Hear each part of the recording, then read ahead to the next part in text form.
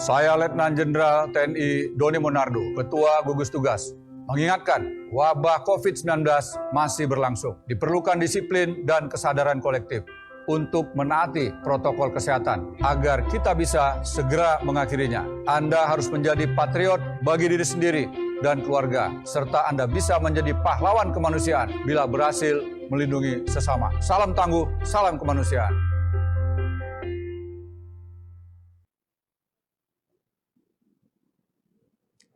Selamat sore, saudara-saudari. Per hari Minggu kemarin, sudah lebih dari 12.500.000 orang terkonfirmasi positif COVID-19 di seluruh dunia. Sedihnya, lebih dari 1,5 juta di antara mereka, termasuk yang ada di Indonesia, meninggal dunia. Negara-negara dengan kasus positif dan fatalitas tertinggi terdapat di belahan dunia di Amerika, seperti Amerika Serikat, Brazil, dan Peru. Di luar wilayah yang disebut WHO sebagai The Americas, ada juga seperti India dan Rusia dengan kasus dan jumlah kematian yang tinggi. Saudara-saudari, negara kita bukanlah negara dengan kasus terbesar atau kematian terbanyak karena COVID-19. Meski ini bukan berarti kita jadi lengah dan mulai tidak waspada. Sama seperti negara lainnya di dunia, tantangan yang dihadapi Indonesia setelah 4 bulan menghadapi pandemi adalah menekan lonjakan kasus dan mencegah agar pasien COVID-19 tidak membanjiri fasilitas kesehatan dan memberikan beban tambahan kepada para tenaga medis kita. Alhamdulillah, berkat kerja keras tanpa henti dari semua bagian masyarakat, dengan semangat bela negara dan gotong royong, hari ini kita berhasil menyembuhkan lebih banyak orang. Lebih dari 35.600 orang sudah pulih kembali. Angka kesembuhan kita mencapai sekitar 50% dari seluruh total kasusnya. Namun saudara-saudari yang harus kita cermati adalah COVID-19 juga memberi dampak negatif kepada kehidupan sosial ekonomi. Ada jutaan saudara kita yang kehilangan pekerjaan dan situasi tersebut nantinya akan mengancam asupan gizi yang kemudian mengganggu stamina tubuh, mempengaruhi kondisi fisik dan mental, dan akhirnya mempengaruhi kesehatan mereka.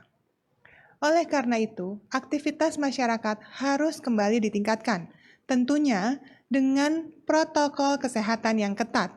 Inilah yang kita sebut dengan adaptasi kebiasaan baru. Sebagaimana umumnya beradaptasi dengan kebiasaan baru, sebagian kita ada yang lebih cepat, sebagian memerlukan waktu yang lebih.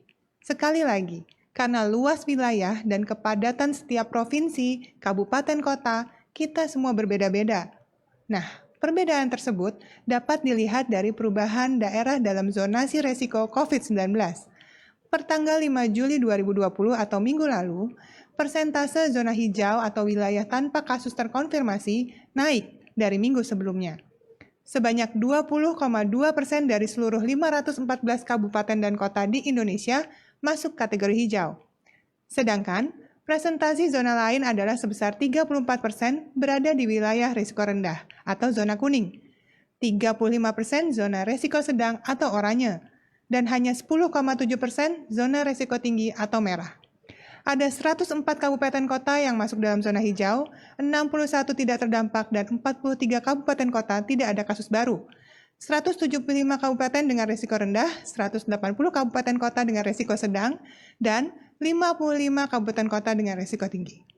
Berdasarkan data Kemenkes, ada 5 provinsi, yaitu Bangka Belitung, kemudian Kalimantan Utara, Sulawesi Tengah, Nusa Tenggara Timur, tidak ada penambahan kasus per tanggal 12 Juli dari hari Minggu kemarin. Saudara-saudari, adaptasi kebiasaan baru memang banyak manfaatnya. Dan tentunya ini sangat harus kita perhatikan karena produktivitas harus tetap berjalan. Ratusan juta rakyat Indonesia lainnya masih terus beraktivitas. Dan tentunya harus dengan aman dan selamat dari ancaman penyakit apapun termasuk COVID-19. Patuhi protokol kesehatan dengan menjaga jarak, memakai masker dengan benar, mencuci tangan sesering mungkin, dan sangat baik apabila menggunakan sabun dan air mengalir selama paling sedikit 20 detik. Wabah COVID-19 belum berakhir. Kita bisa memutus rantai penularan. Maka, mari kita contoh mereka yang berhasil membuat zona hijau dengan 3 jurus jitu. Yang pertama, Kerja keras dan pengawasan ketat oleh gugus tugas daerah dan seluruh pimpinan daerah. Kedua, kedisiplinan dan kepatuhan seluruh anggota masyarakat tanpa kecuali. Ketiga, dan kesadaran bahwa daerah hijau akan membuat masyarakat lebih produktif namun tetap aman COVID-19. Kerjasama dan gotong royong untuk mensehatkan wilayah kita, pasti kita akan bisa melakukannya. Oleh karena itu, tetap semangat. Kita pasti bisa. Indonesia pasti bisa. Untuk selanjutnya, untuk melaporkan kinerja harian, saya akan mempersilakan Bapak Dr. Ahmad Yuryanto.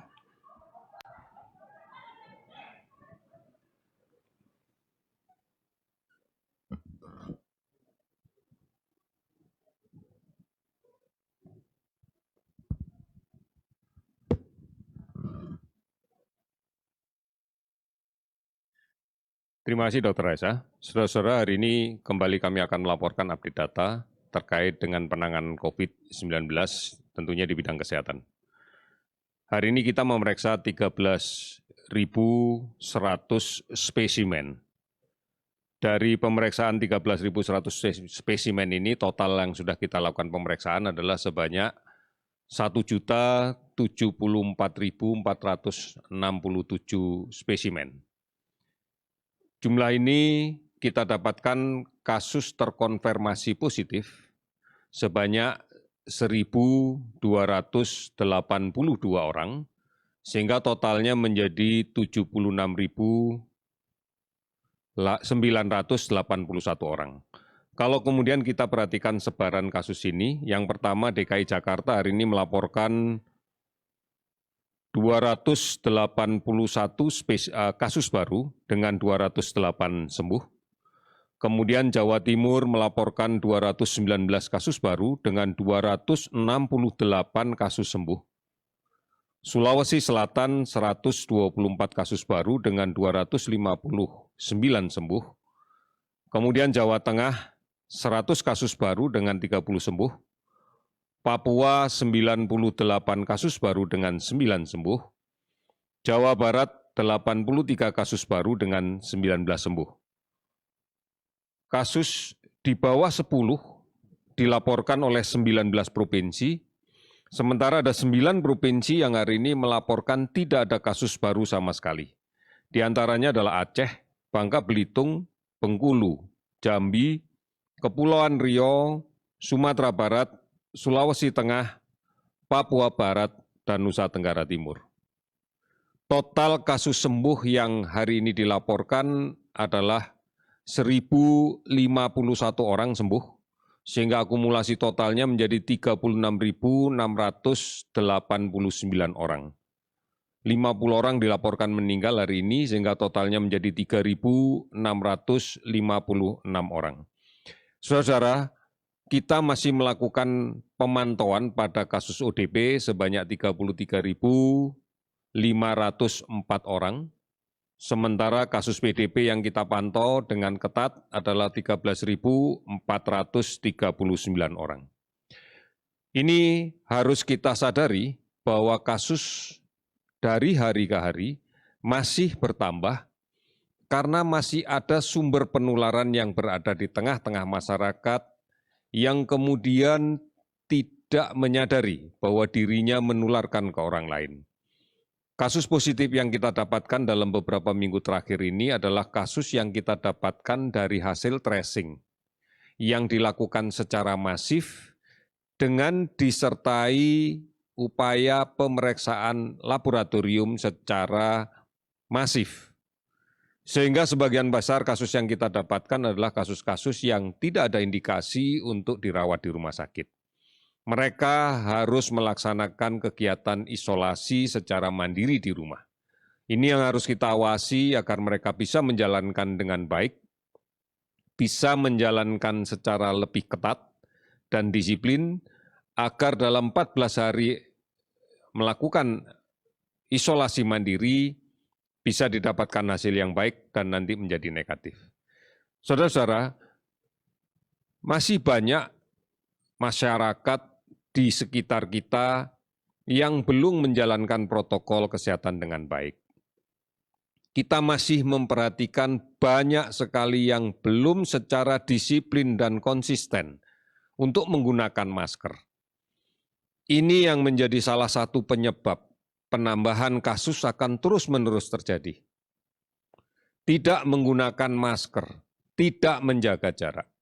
Oleh karena itu kami mengingatkan sekali lagi bahwa upaya untuk mengendalikan sebaran ini kuncinya ada di kita. Kuncinya ada di kesungguhan kita mematuhi protokol kesehatan. Menjaga jarak setidak-tidaknya 1-2 meter dengan orang lain. Kemudian menggunakan masker secara benar. Kita harus meyakini bahwa menggunakan masker harus dilakukan, sekalipun kita merasa berada di tengah orang-orang yang sudah kita kenal, merasa berada di tengah-tengah kolega kita, rekan kerja kita, yang setiap hari sudah kita kenal. Tetap gunakan masker, karena kesalahan justru terjadi di tempat yang seperti itu. Kita tidak tahu siapa yang terkena dan kemudian membawa virus ini yang berada di sekitar kita. Oleh karena itu, saudara-saudara, gunakan masker. Mencuci tangan dengan menggunakan sabun dan air mengalir sesering mungkin. Patuhi etika, upayakan kalau berada di kendaraan umum, di transportasi massal, upayakan semaksimal mungkin di samping menggunakan masker dan menjaga jarak, jangan berbicara, jangan makan, jangan minum di dalam kendaraan umum. Karena akan membuat kita menjadi lengah. Oleh karena itu, jaga jarak. Apabila kita harus berbicara dengan orang lain, upayakan tetap menjaga jarak dan tidak berusaha untuk mendekat ke arah orang yang kita ajak bicara. Gunakan masker. Dan patuhi untuk menjaga kondisi ruangan kerja kita memiliki sirkulasi udara yang baik. Kami memberikan beberapa contoh yang mungkin lebih mudah, bahwa penularan ini bisa dilakukan oleh droplet yang ukurannya kecil, yang bisa melayang di udara dalam waktu yang relatif lama, apalagi ruangan itu tanpa sirkulasi udara sama sekali. Bisa kita ibaratkan seperti asap rokok. Apabila berada dalam satu ruangan yang sirkulasi udaranya tidak bagus, meskipun kita menggunakan pelindung wajah, face shield, tanpa menggunakan masker, maka kita tetap bisa mencium bau asap itu. Oleh karena itu kuncinya adalah gunakan masker. Gunakan yang baik. Pilih masker yang nyaman untuk kita gunakan. Yang masih memiliki rongga antara lubang hidung dengan masker. Jangan yang ketat menutup hidung dan mulut. Ini membuat kita tidak nyaman dan kemudian kita tidak bisa bertahan lama menggunakan masker ini.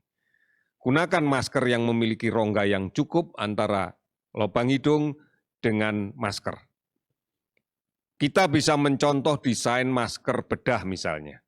Masih memberikan ruang di mana kita bisa berbicara dengan nyaman tanpa menyebabkan maskernya turun. Oleh karena itu, pilih masker yang tepat.